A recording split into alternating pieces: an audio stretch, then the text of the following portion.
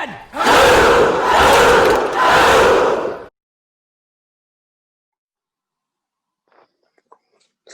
Yes, people, another edition of Knightz of the Round Table Discussions, where we discuss all sports all the time. Just the two of us today. Got my guy, The Truth, with me. How are you doing, sir? What's up, man? It's all good. It's all good in the hood. Before we begin, as you know, like and subscribe to the thing. Comment below. Share it. Spread it all to your friends. Let's get those subscriptions up. Let's get the likes up. Let's get the comments up as well. We want to be interactive. We want you telling us what you agree with, what you don't agree with, what you want us to do, what you don't want us to do. It's all about progression on this channel. But we're not going to hesitate. We're not going to waste any time. It is that one. It is the Manchester United versus Arsenal preview show. Game coming up on Super Sunday. Obviously, as you know, my guy, The Truth, is an Arsenal fan. Myself, it's a Man United fan, so we're going to be trying to dissect and trying to forward think as to what's going to happen on Sunday between, what do we even call it? The two has-beens. Basically. The two has-beens, the clubs, to be honest. Fallen, old veterans, old soldiers trying to gain back, gain back some like, old times. It's like Undertaker and Shawn Michaels at WrestleMania. I'm telling you. Shawn Michaels' career is over.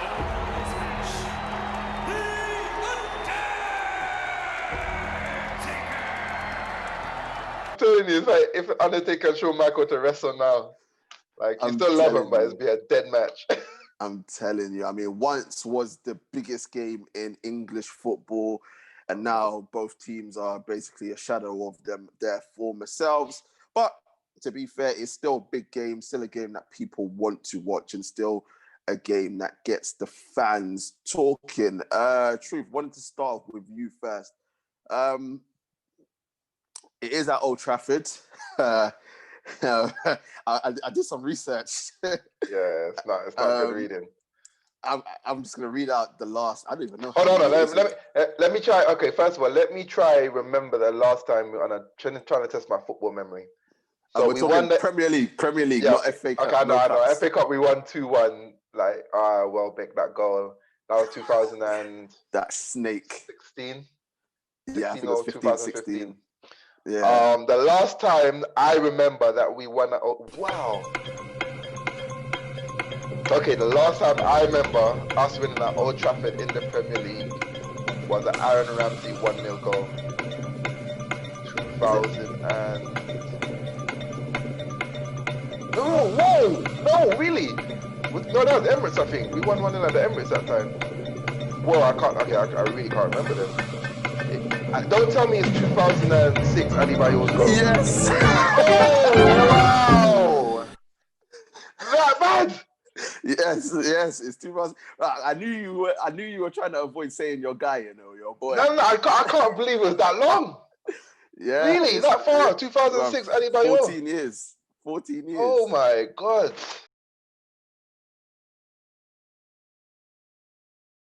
Hey. But I'll just read out. So going from 2019 down, the results were a draw 1-1, draw 2-2, United win 2-1, draw 0-0, United win 3-2, United win 1-0, United win 2-1. Then it was the infamous 8-2 with Wenger standing on there. Standing up with nowhere to go. Then it was a United 1-0 win, United 2-1, draw 0-0, United 2-1 win, and then it was the Adebayo. Wasn't it a handball? No. That was the one where you guys won 2-1, and he slapped the ball. Yeah, I remember the Hargreaves special free kick. Yeah. Nah, the one that was a Fabregas through ball, and then Adebayo put it under. Yeah. That keeper, was it Tim Polish Howard? One. No, it was a Polish keeper, Kuszak. Oh, Kuszak. Yeah, football, man. Okay, no. So that's 14 years since Arsenal has won at Old Trafford. But we are in 2020. The year of Listen, the year of anything and everything happening. Anything Let's can be happen, honest. basically, yeah.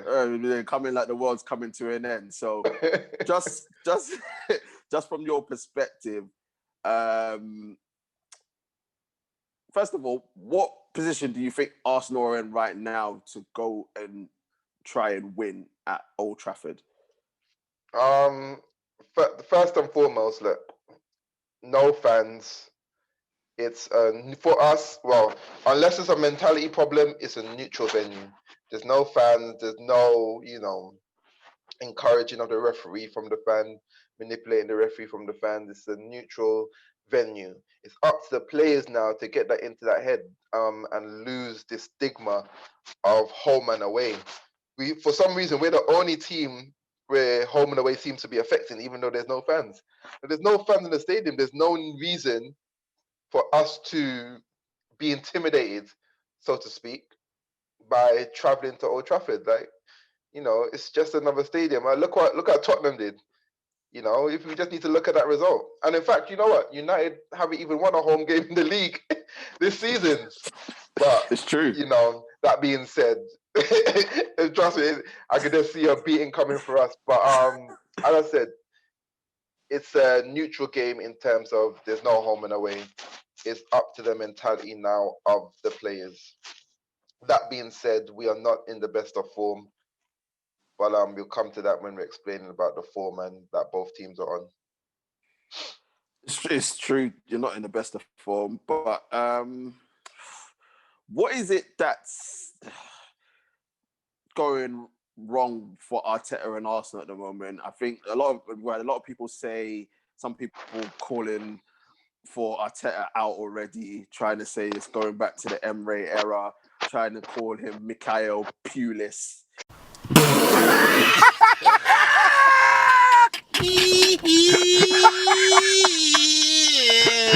Like in terms of the football that he's playing. But what's going on? Because there's some people saying lack of chances being created, players not being played in the right position. Some saying the formation. Like what's going wrong? Okay, I'm gonna give you both sides of the story because there's too many people, especially other fan channels. They know who they are, that are only giving you one side. There's loads of people that just want sound bites, just to get themselves out there.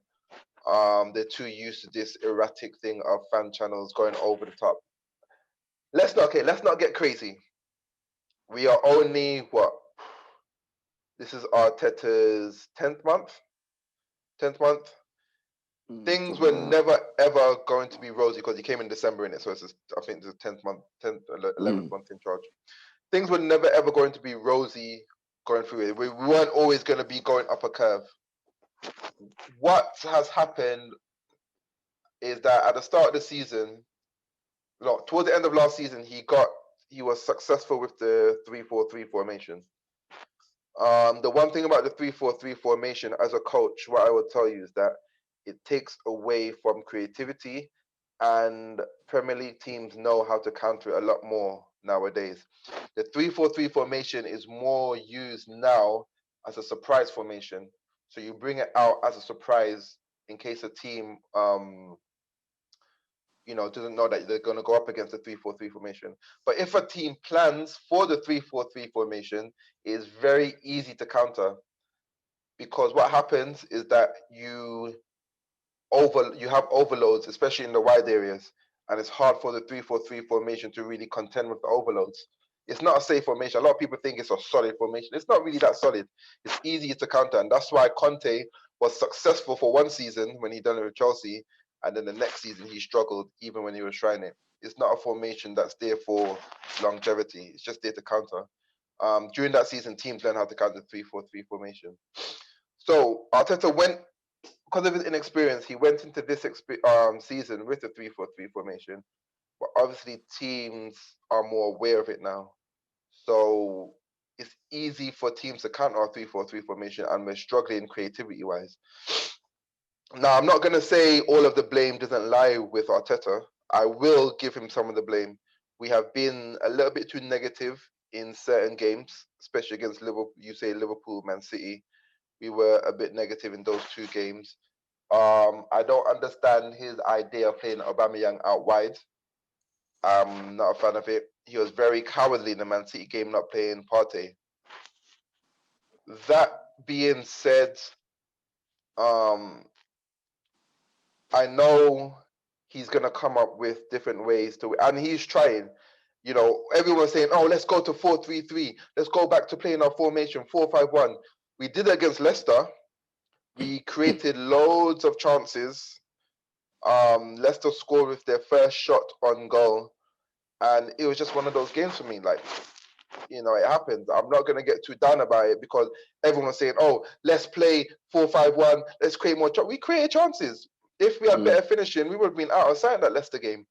So, but people still complain. It's, you know, they need to see both sides. Everyone, all fans now, yeah, is a professional coach. Every fan All of a sudden. now is exactly all of a sudden. Go on AFTV, go on wherever.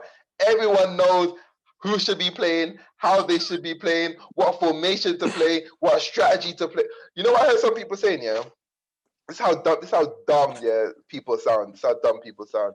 I remember, I'm not going to mention any names because, you know, I don't know, call people out.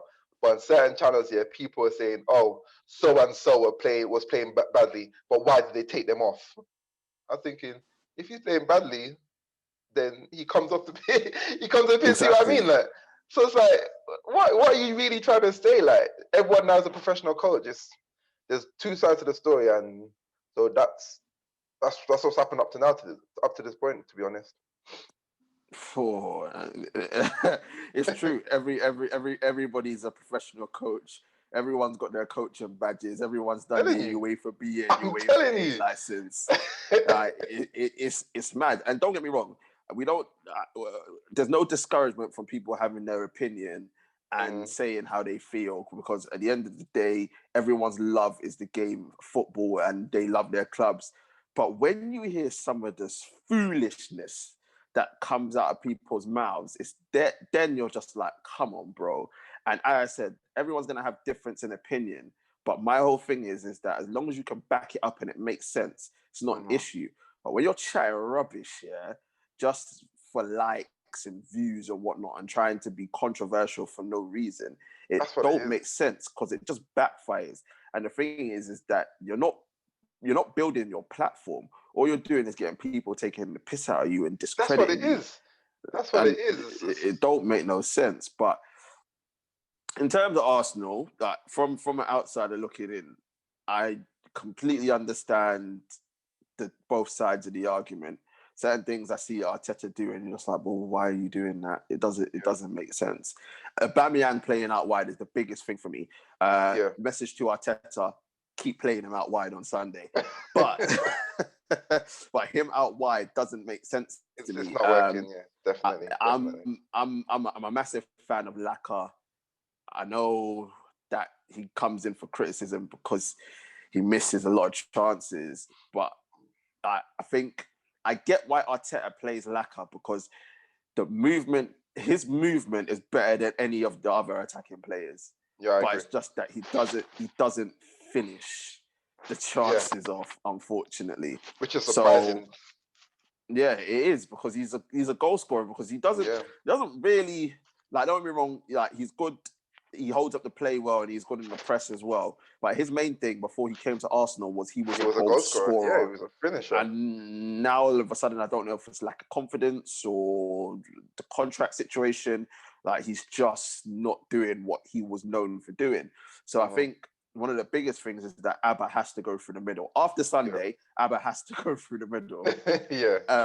And I just don't understand why you can't play Willian, Abba, and Pepe. Like, why can't he do that? What's the... As I said, look, he's not going to escape criticism in terms of personnel. He's not going to escape criticism. For me, I would like him to keep it simple.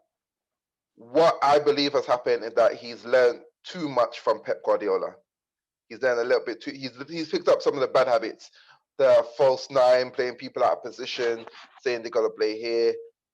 Unfortunately, we don't have that luxury. Pep has that luxury because he's managed big teams, you know, Bayern, Barca, Man City. He's managed huge players. We don't have the same quality of players. We need to play to our strengths. Over through the middle. Let's have our wingers, Pepe or Willian or Pepe and Saka. I don't mind. Oh yeah, Saka as well. You know, let's play the two, whether it's Xhaka or Partey or Nene Partey or Sabais and Partey. Let's find something. Look, he's been doing decent in a holding role. I don't expect much from him, but you know, he's someone like McTominay. You just put him in there, he just does his job. You know, you're not expecting much from him. So yeah, I say let's keep it simple. Arteta just needs to learn to keep it simple. But I'm not gonna be that fan that's saying that's calling for his head. I'm upset that we haven't been getting the results. But look, it's way too early. This season's unlike any other season that we've seen before. No one's hit the ground running. Man City, the best footballing team in the country, have been struggling. They didn't beat West Ham, got slaughtered against Leicester, should have lost points against Wolves. Leeds went toe-to-toe with them. It's a season unlike any other. No team, you can't say any team even Liverpool, no team in the Premier League right now has got the formula in terms of the football being played and the results. You know, Aston Villa dropped their first points. Everton have been so bad with it.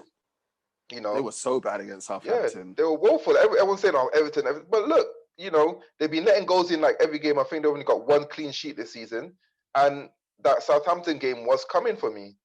It was coming. So let's look. If you're a fan of Arsenal and get triggered easily, try not to tune into certain fan channels that, you know, make you get over emotional. Just relax. It's going to be a long season. Things are far from finished. You know, there's still a lot of time left.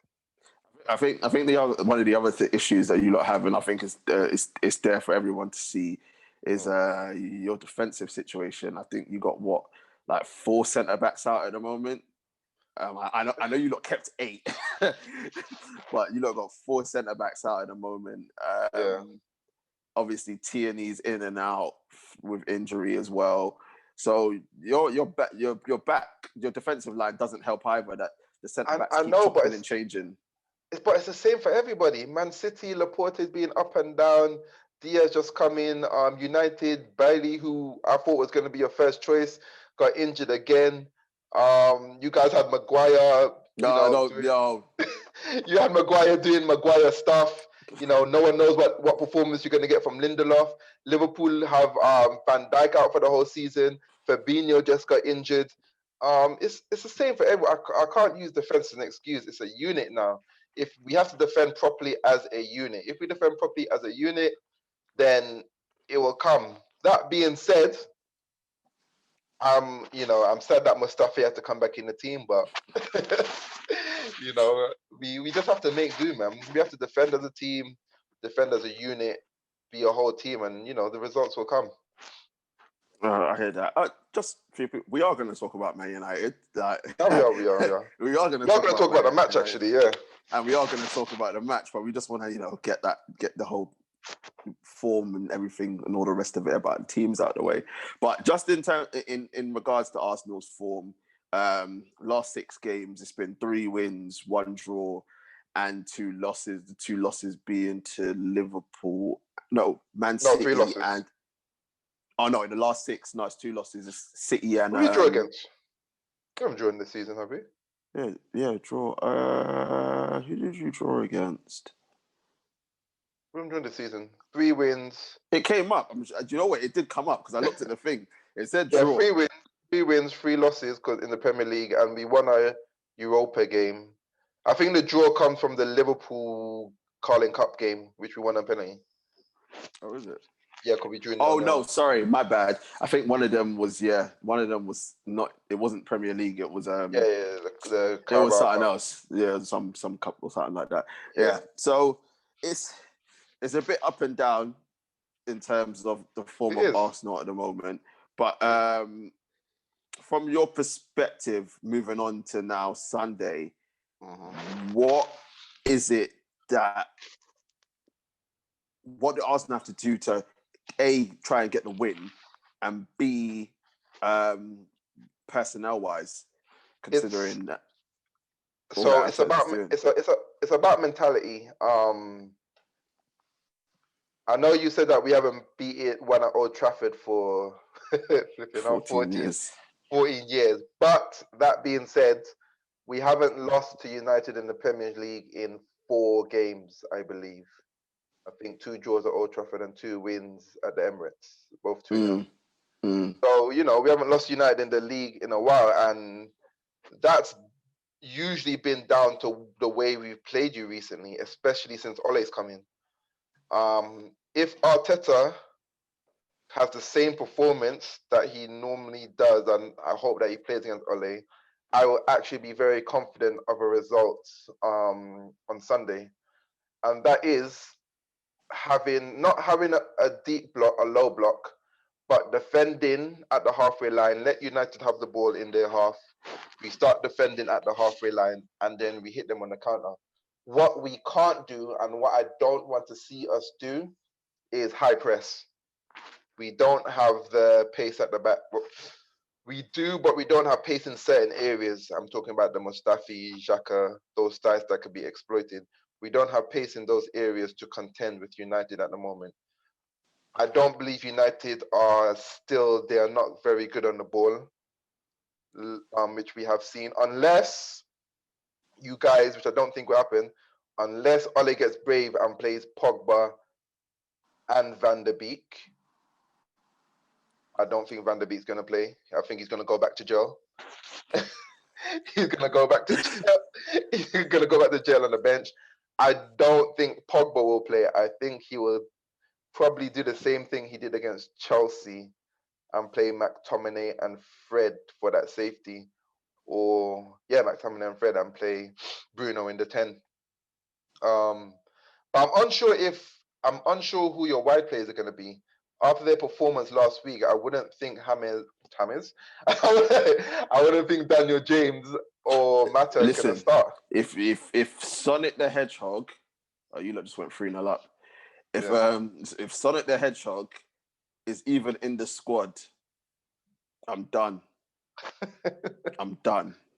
I'm not even joking. I'm done. I want him to play. I want James to play. Please, Ole, if you can hear me, play Daniel James, please. Because not that he won't do anything.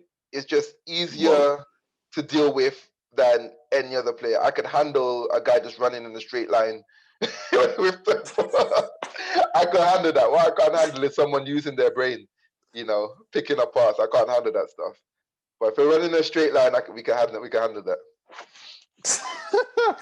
Oh dear, poor Daniel James. But yeah, that is the Arsenal perspective. We're going to do a role reversal now. The truth is going to question me about United and what are their chances for this game on Sunday. First of all, let's all say Ole is the new Alex Ferguson.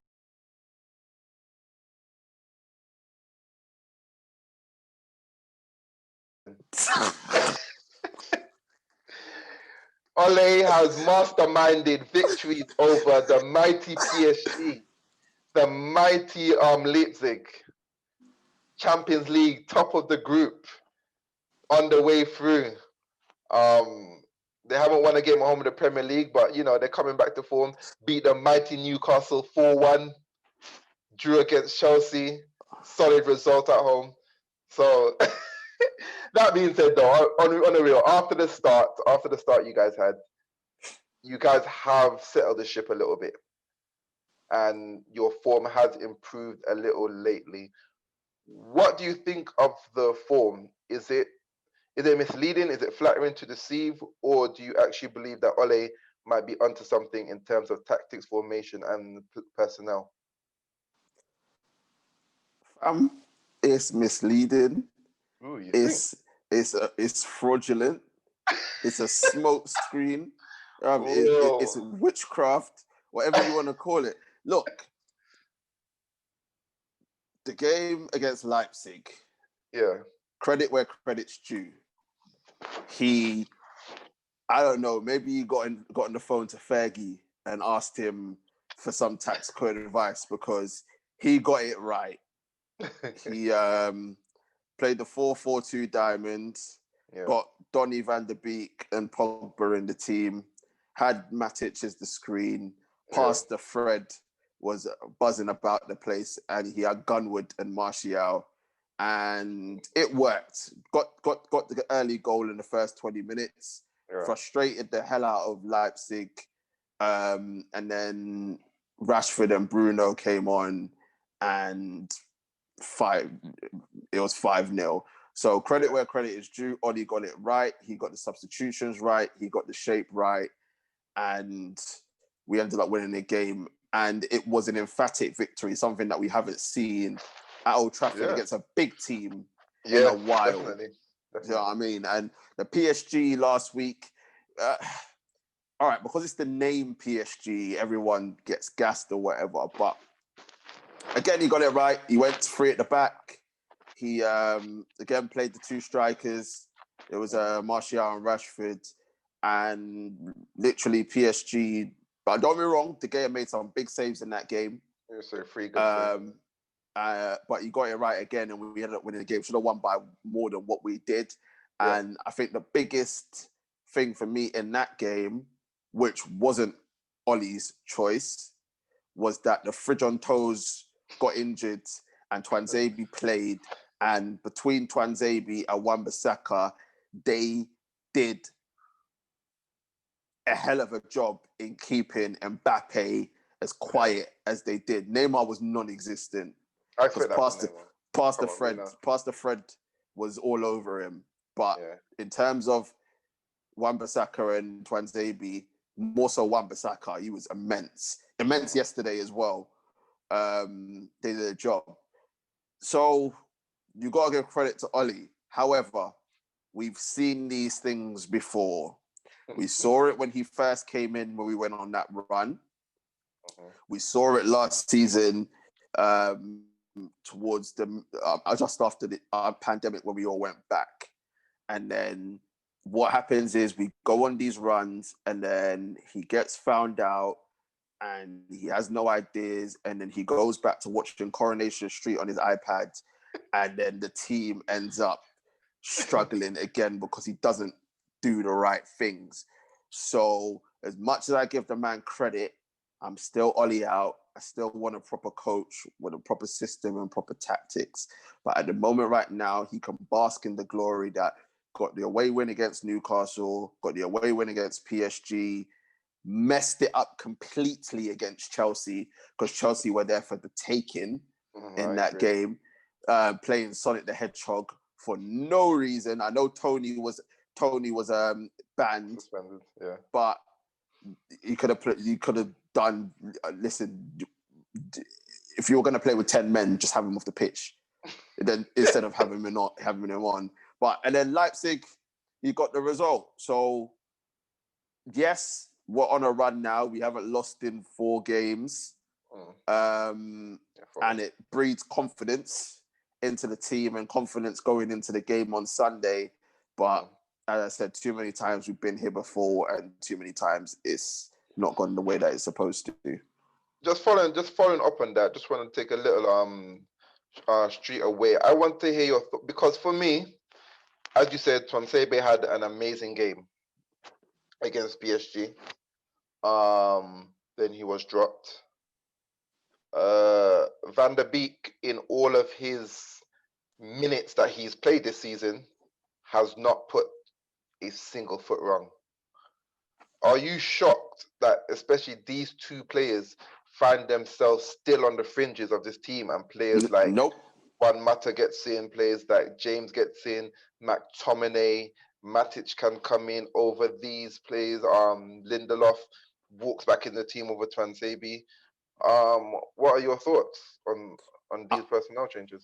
I'm not surprised. I think with the whole Juan Mata thing and Dan James, I think different positions in terms of Donny van der Beek.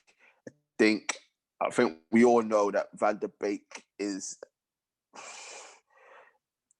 a number 10 because he's got that little bit of Frank Lampard about him because he bangs goals, but he can also play in the 8 as well. Unfortunately, Ollie isn't a good enough coach to be able to coach having him, Pogba and Bruno all in the same team. Now, don't get me wrong, that's difficult to have all three of them in the same team. I don't think it is though. I think look at the job. If anyone's watched Ajax and watched Van der Beek play or saw the season where they got to the semi-finals of the Champions League, Van der Beek isn't the same type of player as Pogba and Bruno. He can, the same role that Matic plays, the same role that McTominay plays. Van der Beek fits in there just the same. He runs around just as much. He's got more of a brain, so he can spot danger a lot better. And the best thing, first and foremost, his passing ability is out of this world. I'm talking up there with the Busquets and Carrick type of ability from that position, which you would want. So I am shocked that he hasn't tried playing Donny all over that midfield yet. I think one of the biggest, well, you got to understand, remember, Ollie's not a coach. He's just the what do you call it? What do they call them people? Right, he's just a side man, bro. He's a side man. He's there to encourage the players, keep harmony amongst the team, and tell everyone to go out there and do whatever it is they do for their former clubs or do whatever they do in international stage, because there's nothing that he can tell them tactically because he hasn't got any tactics. So you put that in with the fact that Ollie's a very defensive coach as well, because if anything, the only one tactic that he has is play on the counter attack. There's anything that's the one thing he does have. So you trying to put Donny, Pogba, and Bruno all in the same team, it's not going to work. We'll get ripped apart with a coach like Ollie because it's just going to be a nonsense because there's no protection for the defense. Like we've seen it already. I said it in previous videos where a counter-attacking team, that's the one thing every other fan can say about our team. We're a counter-attacking team, but we play out from the back. Like it makes no sense. But this is the nonsense that Ollie does. So trying to play those three players in a team with no system and no tactics, it's never going to work. I feel sorry for Van der Beek because the guy, his ball retention is amazing. He can see a pass. You can see the chemistry that he can have with Bruno and Pogba already. Like I'm telling you, as I said, if for me, if I see I'm looking at the team sheet. And I'm looking at the bench first because I want to see if Van der Beek is back on the bench. Because if he is, I'll be happy. Because the last thing that we need is someone that could dictate the game like someone like Donny. And if he's on the bench, for me, I'll be breathing a sigh of relief there. Exactly. As will a lot of other teams. Now, don't get me wrong. As I said, I think I've said it before. I think in this game against Arsenal, me personally, I wouldn't play all three. Because I don't think Pogba's going to play. It's a big game. It's a big game, and in these big games. But when we're playing the likes of like Aston Villa at home or playing West Bromwich Albion at home or Fulham at home, there's no reason why those three can't play together. We're supposed to be Manchester United. We're supposed to have 65, 70% possession against these teams, and playing those three shouldn't be an issue. But as I said, Donny will be back on the bench. I don't have an issue with him coming off the bench. Just stop bringing man off the bench in the 86th minute. Like that's foolishness. Like I'll tell you about yourself. You're trying to bring me on in the 86th minute for no reason. In regards to Tuanzebe, again, no surprise because Maguire's Ollie's boy in it. Like you gave him the captain's armband for no reason. The guy escaped jail. Like this guy, the guy is so protected. He bust case. Like coming out, the guy was doing what is it? What's it name? Is it perjury when you're lying under oath and all the rest of it, Man saying committed something French. happened to his sister and something like that when he was trying to go on like he's some gunman out in some other country. Like, he's an idiot. He's an idiot. But this guy's so protected by the club and by the English media that they made him look like to say he was the victim in something that he was the perpetrator for. Hey, imagine that was Pogba, man. Pogba would have been in Listen, if Guantanamo right now. if that was Pogba, yeah, they'd be trying to deport man right now, bruv. They'd be trying to send man, not even back to France, bruv. We're talking back to Africa. Man, we'll send them back to Africa, Oh, bruv. That's how bad it would be. Yeah, Man, I mean, but we don't want him, boy. I'm telling you, man, bruv, they'll bring up them old wanted posters from the Westerns, bruv, looking for Pogba and all that. He'd never get a game again if that was him. But this Harry Maguire, because he's English, bruv, he's protected by everybody. And the fridge on toes, right, bro, it was his fault against Tottenham. It was his fault. His foolishness against Tottenham. Yet still, he's got the armband. What kind of example is man setting where he's not performing, right? Man bust case, yeah. Man got sent off for England, but this guy is still wearing the captain's armband at Manchester United, bro. Like, it makes no sense. So when Twanzebe does a good job, because there were a couple of times where he got caught out in that game against PSG, but when he does a good job with Wan-Bissaka against probably the best striker in world football right now, and then you get dropped the next game, like, it's nonsense. Don't make no sense. The same thing, Twanzebe. Don't get me wrong. I think it was against you lot at Old Trafford. I think it was last season. I think it was his fault. The 1-1. Oh, yeah, the 1-1. Yeah, I remember. I think it was his fault for you lot's goal, right? But I remember Maguire was that because he was the last man. Yeah. But apart from that, he was flawless in that game. He was. Don't be wrong, he's injury prone, but the guy deserves a chance, bro.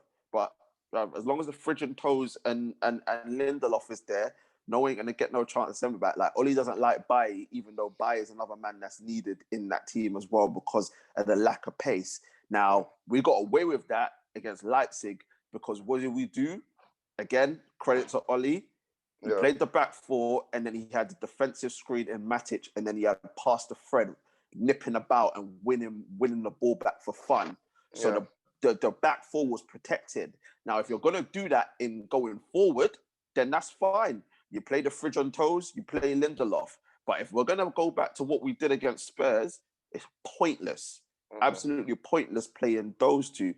But going back to the original question, no shocks if Van der Beek and Twanzebe don't play on Sunday because Ollie's got his favourites in it. This is the only reason why previous times I'm more terrified of going to Old Trafford than now. I think now there's just too many things that make it more of a balanced affair. As I said, I still don't rate Ole. As you said, his strategy is only counter-attack. And I think once you go into a game knowing what the other manager's strategy is going to be, it makes planning against it much more easier. There's too many gaps in your personnel, as you said. Maguire isn't the best leader or defender. Lindelof isn't the best leader or defender. And I just think in midfield, he's going to go conservative with McTominay and Fred. I think he's going to go back to that, or play Matic and Fred, either one. And I just don't know who's going to play up front. It'd be a surprise to me, honestly. For me, I would rate Oli, and this is where I rate him, if he comes out on Sunday and says we're going to go for the game, go 4-4-2, play Cavani and Rashford up front, play, I don't know who plays out, who would play out on the wings, and he goes for it, plays Pogba and Bruno. That would surprise us, and you know what? It would actually beat us because it would catch us by surprise. We are going to go into that game the same way we went into the game last year at the Emirates, last season at the Emirates. We're going to defend at the halfway line and we're going to try to hit you guys on the counter. So Yeah, that's it. That's why I'm not too afraid of the United. Even though they won 5-0, I'm not too afraid of this United team like I have been in the past. Anyway, in terms of how do you think you guys are going to play? I said I've given my thoughts how I think you guys are going to play. How do you think you guys are going to set up for this game? Well, I think Ollie's put himself in a bit of a predicament because of what happened with Leipzig. The back four will stay the same. Yeah. That you can guarantee. The back four is going to stay the same. Now, honestly, in an ideal world, me personally, I'm going back to the diamond in the two, and I'll explain why. But I'm playing Fred. I'm playing Pogba. Yeah. I'm playing Bruno, and I'm playing Van de Beek. I'm playing them all. Mhm. And I'm saying, let's get out this Arsenal side. And then the two split strikers I'm playing Rashford and I'm playing Gunwood. All right, because I think with all the injuries that you lot have got at centre back, I think playing those two, Rashford's pacing behind and Gunwood's intelligence and movement when he's got the ball, like I think that's causing you, with Donny behind them feeding the passes, Pogba feeding passes, Bruno with his tenacity and trying to play passes because his passing rate is shockingly bad, but he can make things happen. I think, and then Pastor Fred just cleaning up and winning the ball. I think that team against you lot, like, will have you lot so scared it'll be ridiculous. It would. But I think in Ollie's case, I can see exactly what you said. I can see it being McTominay. I can see it being Fred. I can see Matic also playing. So Matic at the base, Fred and McTominay either side of the diamond with Bruno at the tip. And then it will probably be, I think he'll go with Rashford and Greenwood. Anyhow, he plays Sonic the Hedgehog, everyone will turn on him because he shouldn't even be in a match day squad. Like, you're putting this guy. Hold on, let's break this down for a second. Yeah, Sonic the Hedgehog is getting into the match day squad ahead of Lingard. Like, am I a dickhead, bruv? Like, this is the guy that was supposed to be going out on loan, yeah, and yet still he's getting in the squad ahead of players. Like, it's a violation. Don't make no sense. Like, he should never be in the squad. I don't care if he's got pace, because the pace, bro, even now, yeah, like, you see when you first burst on the scene, you were like, oh, my days is pace or whatever. And that away game against Man City, you saw it. Now, bro, realistically, nothing. Absolutely nothing. Because people know, like, all they say is that I'm going to say, oh, James is there. Let me just take a few steps back.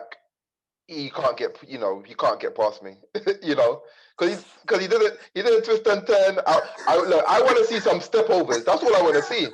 I just want to see some step overs. Like, give me some step overs. Change direction. Instead of give me like a straight line, give me like 45 degrees. Like, start running in a straight line. Why, as a coach, I hate to see players that don't want to go above and beyond and improve themselves. I saw it with Walcott. I'm seeing the exact same thing with Daniel James now. Don't get me wrong, he's still young and he's only had a season in the Premier League. And he's had a lot gone on in his life in the past. At a certain age, if you do not have it, it is not going to come. A lot of these speedsters. I know what I mean, but a lot of these speedsters, if they look at Mbappe. Mbappe is lightning quick. But he does not run in a straight line. No. Mbappe's got skills for days, and he will use it. You have to use the skills that you're taught. A lot of these coaches in England, they coach out the skills. Take off 15% of your speed. That's all you need to do.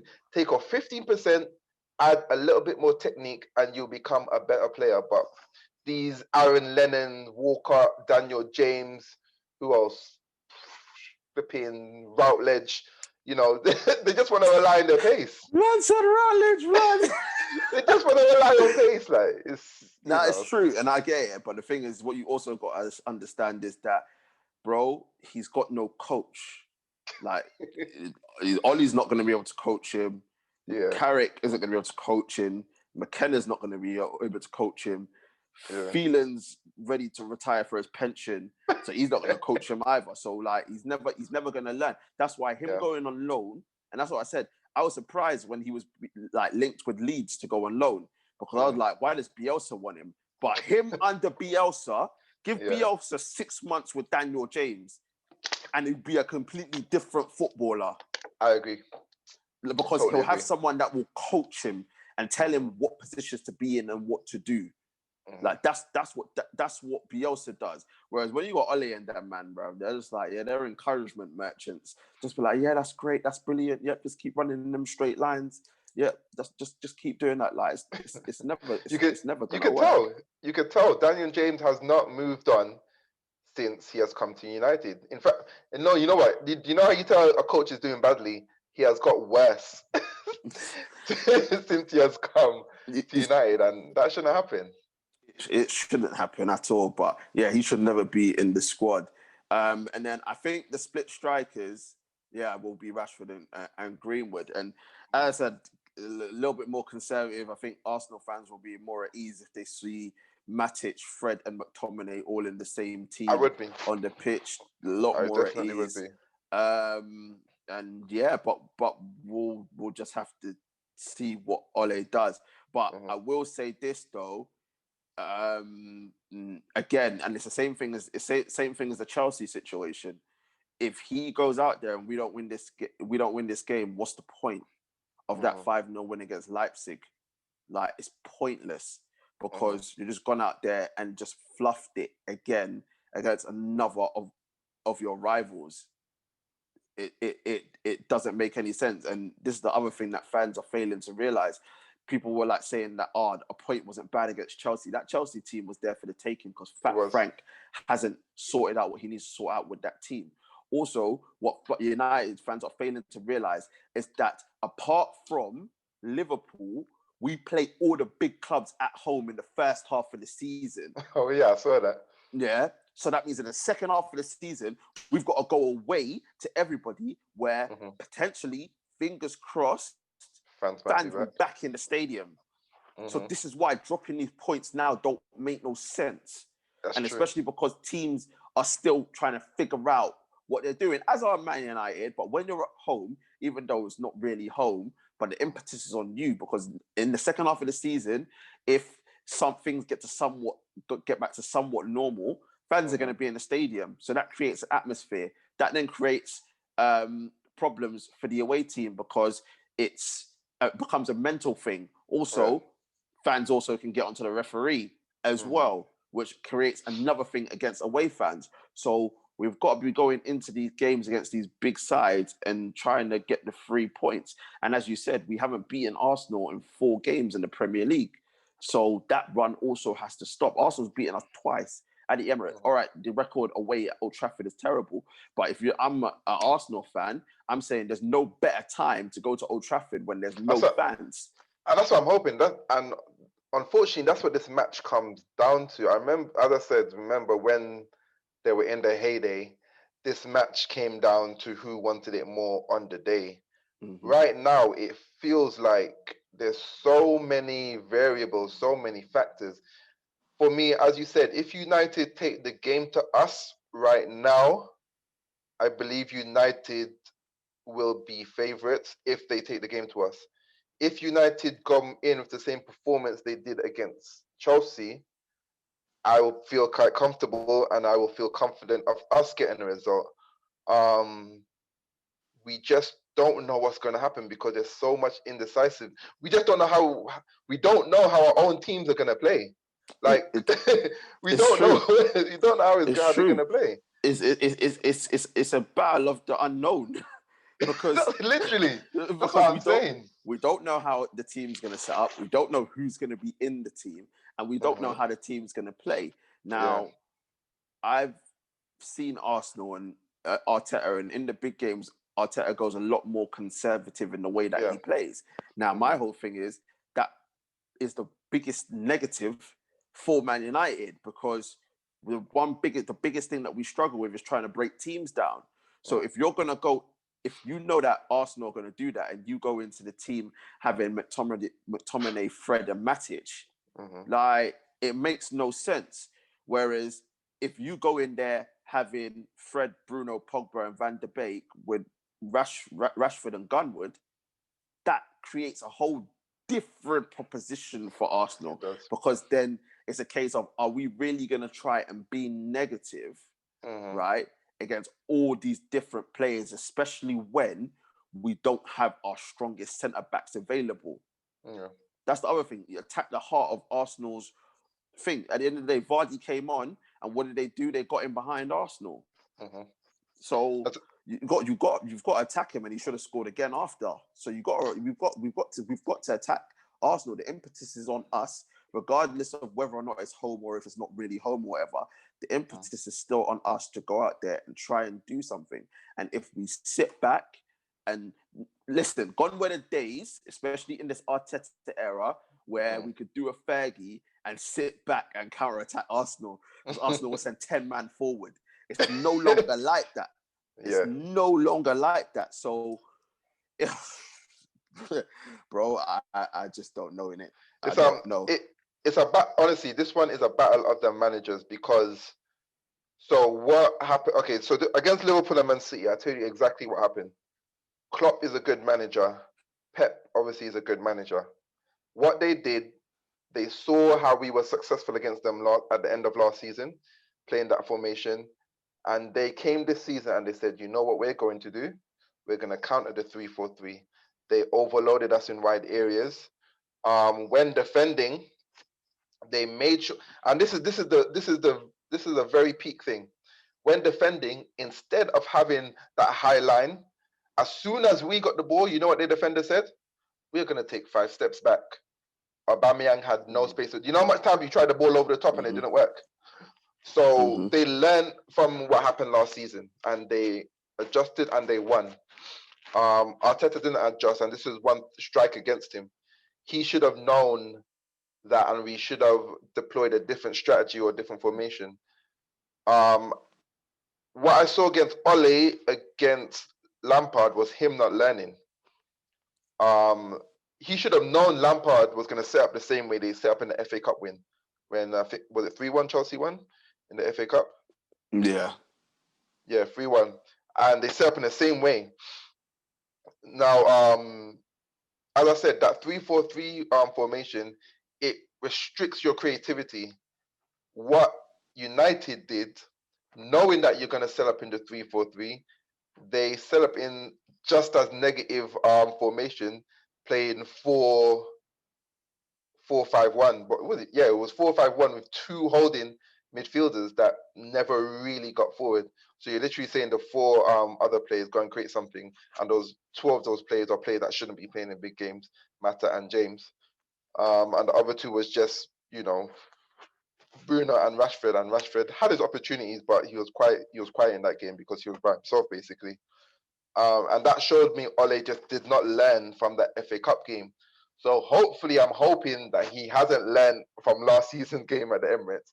I know he's going to be watching on his monitor when Coronation Street is on. He might just put up split screen and just watch the match from last season. So I'm hoping that he hasn't learned. But if he has, and he's truly, we're going to see a evolved Ole, then we could be in trouble, because I said our form isn't the best, and we are there for the taking. We are there for the taking at this point in time. But I'm still confident going into this game. Oh, no, I don't blame you for being confident, because it's Ole. it's Ole at the end of the day. So everyone should be confident trying to go in a game against Ole. And the one thing I will say about the Abba situation, and it's one of the biggest things that I remember when we played you lot at the Emirates. Yeah. It's the only time where I saw, apart, because I won't take the last few games of the pandemic in the last season into account, because I think Wan-Bissaka was shattered, but I didn't absolutely shattered. But that game against Emirates, against Abba, was the first time I saw Wan-Bissaka have someone he didn't know what to do with him. He didn't know what to do, because Abba didn't play out wide.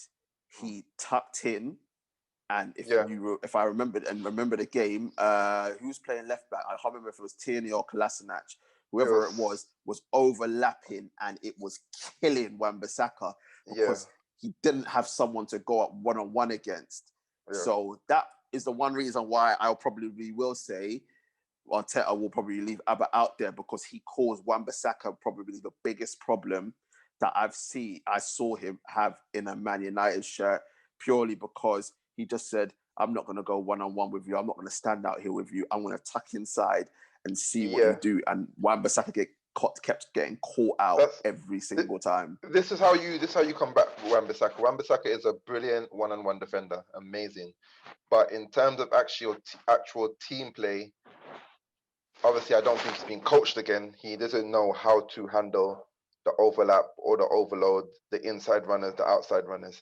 And this is how you get that's how you get to somebody like Wan-Bissaka, and you turn their strength into a weakness. And obviously he isn't the best going forward. So we want him tracking back.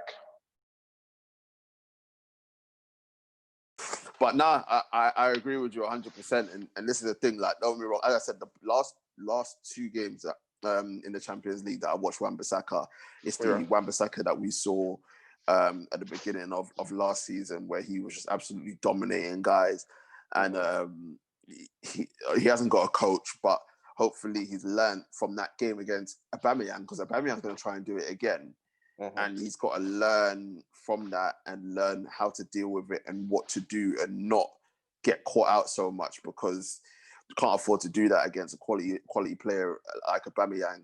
But it all depends on where he's going to play, because as you said, we don't even know. Arsenal fans are screaming out for Aubameyang to play through the middle. It's true. Me personally, I hope not, because I think the lesser of two evils is having him out wide and confusing Wan-Bissaka, because putting him up against the fridge on toes and Lindelof is probably the worst thing that we could have on Sunday. So let him stay out there for one more game, and then Arsenal, then he can change it after the international break. But it's gonna be an absolutely interesting game, purely because. What I'm hoping for, though, I hope it's gonna be Pepe against Luke Shaw again, because that was pure comedy at the Emirates. So let's hope that Luke Shaw. I think. Wait, is Tellez? I heard that he's got coronavirus. Oh yeah, he's got coronavirus, so he's missing. Yeah. So it probably will be Pepe, even though Pepe is actually playing tonight. So hopefully Willian might play. Listen, it doesn't matter, because I've seen what Willian's done to Luke Shaw in a Chelsea shirt. Like, it does not matter. Like, honestly, it doesn't matter if it's Willian or Pepe. Like, I'm just hoping that somehow it's like Maitland-Niles or something, bruv. just so we don't have to deal with Pepe or Willian against Luke Shaw, because that could be curtains in itself as well. But that's what I'm saying. Arsenal have got the attacking options as well to hurt us. Like, there's no doubt about it. But I think if Oli goes in with the right mindset and doesn't go too defensive, I think Arsenal are there for the taking, and it will be a violation.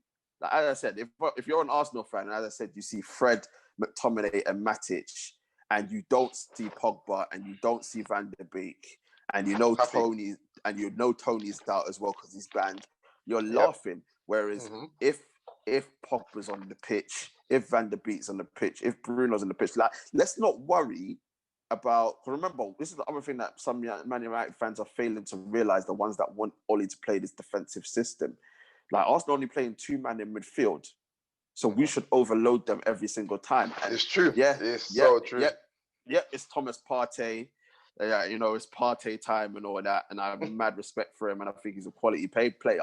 But whoever you put him with, they're a liability. Exactly. So exactly. Do you know what I mean? So we should be going out there looking to dominate the midfield, because, as I said, and play the split striker. We haven't got wingers, so playing the split strikers, it has to be Gunwood and Rashford. I think purely because Cavani is not fully fit yet, and he still needs to come up off the bench. I don't think he can go into this game and start.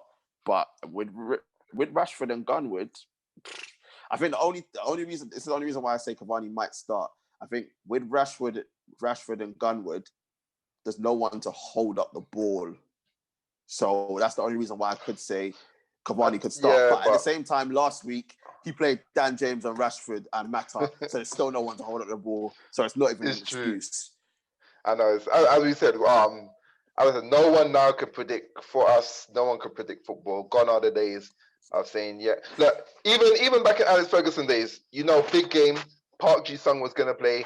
Darren Fletcher was going to play. King you knew he was going to come into the game. Like, you knew the players that were going to play were going to step up. You knew how we were going to play. But this one is so hard for us to... For me as Arsenal, so you talked about how you want United to play. For Arsenal, the formation I want to see is 4-5-1. Obviously, back four, Tierney, Gabriel. Guess we have to play Mustafi. If Luis isn't fit, we have to play Mustafi. We just have to play him. There's nothing about it. I'm not a Bellerin's fan. I would love to see Maitland-Niles on the right, but Bellerin's going to probably start right back. In the middle, I would play Partey and Ceballos next to him. I thought Ceballos last week wasn't great. He was okay in the 10 role, but he wasn't great in that position. I would play Ceballos and Partey as the pivot, double pivot. In the 10, I would actually play Saka. I think he's got the energy. And you know what? No. So what I would say to Saka, you are playing the 10, but I want you, just like Mourinho did against Eden Hazard when he told, what's his name? Herrera, to go stay on Eden Hazard. I'd be Saka. Follow Bruno around. Do not let him dictate this game. Do not let him get those balls into Rashford over the top, in behind. I'll attempt to do that. On the wings, Pepe. On the right, on the left, Willian. And up front, Arbor through the middle. That would be my winning formation, but I know what Arteta's... Yeah, but I know what Arteta's going to do. It's going to be 3-4-3. Same thing. Same 3-4-3. Probably going to play Mustafi, Gabriel, Tierney. On the left would be Saka. On the right, Bellerin. In the middle, Xhaka and Partey. And probably Obalaka and Willian up front, which doesn't really fill me with too much confidence, to be honest. I'm not really liking the sound of that. Listen, ideally, if Abba could get injured somehow, like it would fill me with a lot more confidence. He's only scored 1 goal in 6 games, so you should be confident as it is. Yeah, his record at United isn't great, by the way. I don't think. But Rav, you got Maguire playing at the back, so anything can happen. To be honest, let's be honest. Like Laka could get a hat trick at this point. Like playing against Maguire and Lindelof. Like let's be realistic. Yeah, like, he has success. Laka, I think he has been successful, but that's odd Laka. Like we don't know who's gonna show up tomorrow. We don't know who's gonna show up on Sunday. I mean, it is a 50-50 game for me. I couldn't tell you right now and say, yeah, I believe we're gonna win a certain, because I don't know what team we're gonna play. I don't know what we're gonna do. This is the thing. I'm seeing United fans saying, yeah, we're gonna do Arsenal. We're gonna absolutely batter them. Blah blah blah. Because the Rashford hat trick yesterday, and I'm just like, bro, like this is Ollie we're talking about. Like, and the thing is, what people need to understand is, yeah, you see Rashford coming off the bench in a game like that when Leipzig were tired and they were disheartened. Like, he can do stuff like that. And I don't take anything away from Rashford because he was on smoke yesterday. But starting a game where a team isn't going to give you that space in behind like Leipzig did, and you're going to have to try and find ways to breaking them down, it's a completely different animal. And as we saw against Chelsea, it then becomes a thing where Rashford becomes non-existent because he's not that type of footballer. He hasn't got the intelligence to do it. That's why I say Gunwood has to start, because he's got that intelligence. Even if it is Cavani, at least Cavani's got that movement, the intelligence of movement to try and do something different. So, listen, people, it's a game of the unknown. Let's just call it like that. Like literally, neither of us are confident that our teams are going to win, but we're also confident that the other team isn't going to do enough to scare our team. Like, it's just up in the air. But Truth, on as a final question, prediction, Uh, what do you think? All right. We're gonna go head and heart here because that's how much of an unknown it is. Head and heart. What do you personally think is gonna happen to what you expect is gonna happen? Okay, if I'm manager and I play that 4-5-1 and I go out for United, I would say a 2-1. But obviously, what I think is going to happen is we're going to play 3-4-3. At the moment in time, my heart is telling me a 1-1. Fair enough. I can't argue with that. I see no issue with that. Me personally, I think if we were to play the system that I wanted to play with the players that we had, I personally think that we could run riot and at least score 3 or 4 with that team, purely based on the fact that Arsenal's confidence is low, even though you lot are winning 3-0 right now. But the confidence is low, and I think we can run through your team. So I could really see it being a 3-4-1 because I don't think we're going to keep a clean sheet. But knowing Ollie and what he's trying to do, personally, I've got 2 things. Either it's going to be a 1-1 draw, or, bro, I could see you lot winning it 2-0. If Ollie goes as negative that I think he's gonna go, I could see you lot winning it 2-0, purely based on the fact that I could see you lot getting an early goal and then sitting back and then playing on the counter. The first goal for sure is going to be the first goal. The first goal for either team basically dictates what happens in this game. Literally, yeah. Whoever scores first, it dictates what happens in the game, because whichever one scores first, the other team's going to have to come out and forget about their game plan. Yeah. But personally, heart and heart, if I was to be a betting man, I'd probably put a bet on a 1-1 draw personally, another 1-1 at Old Trafford.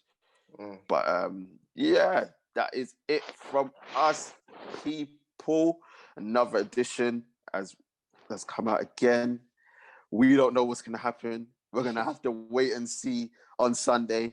And then the review show. We're not doing a review show if it's a bloody draw. I'll tell you that now. If it's a bloody draw, we're not doing a review show. Get ready for a rant, though, if anything happens. If United lose, get ready for the rants, guys. If Arsenal lose, if Arsenal lose, I won't rant because, as I said, we're not in the best of form, so a loss wouldn't be against the grain. But if United lose, flipping hell.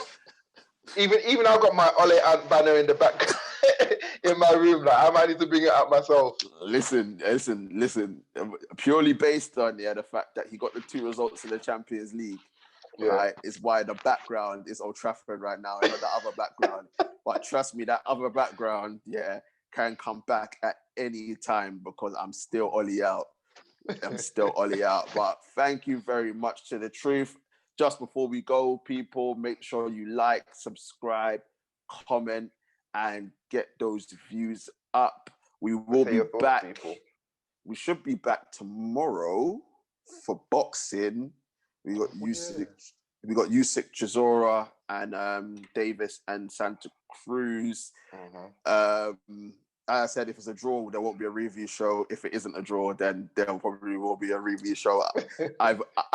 Either way, and we still got loads more coming, loads more boxing, loads more UFC, loads more football, and in the international break, because the football is so bloody dull, we're gonna have 2 special editions. We're gonna try and fit them in. We're gonna reshoot the GOAT debate for the NBA, and we're also going to go for the WWE top 5 of all time. We're having a madness in the group chat, and I think to those wrestling fans out there, it's only fair to the wrestling fans out there that we try and come up with a top 5 of all time as well. But thank you very much to my guy, The Truth. Everyone, have a good one out there. Thank you very much, sir. Peace.